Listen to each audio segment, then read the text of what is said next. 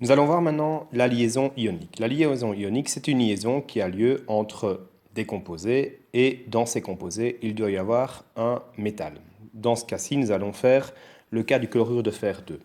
Chlorure de fer 2, il y a bien un atome métallique puisqu'il y a le fer.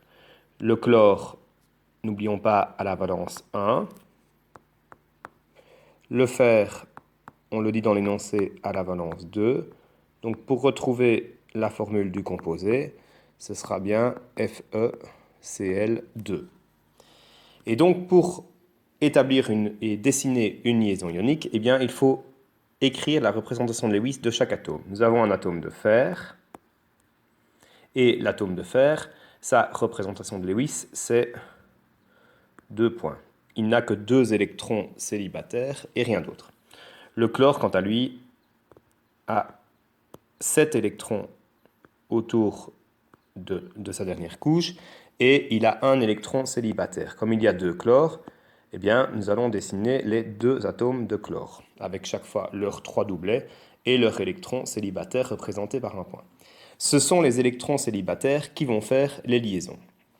Alors, dans une liaison ionique, eh bien, il y a toujours un atome qui apprécie particulièrement les électrons et un atome qui ne les aime pas trop. Et donc, cet atome qui n'aime pas trop les électrons va donner son électron à l'atome qui aime les électrons.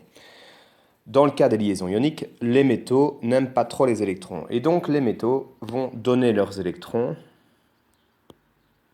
aux autres atomes. Dans ce cas-ci, le fer va donner chaque fois un électron au chlore.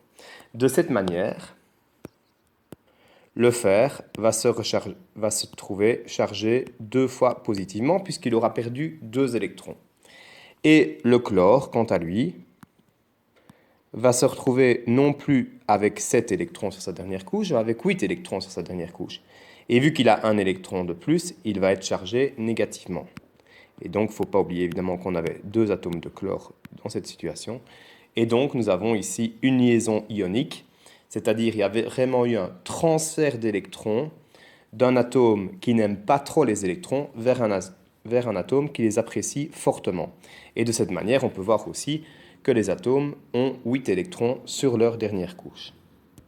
Plus, on peut voir que le fer étant chargé positivement et les chlores étant chargés négativement, ce sont 2 charges opposées qui s'attirent fortement et donc qui vont donner cette liaison dite ionique.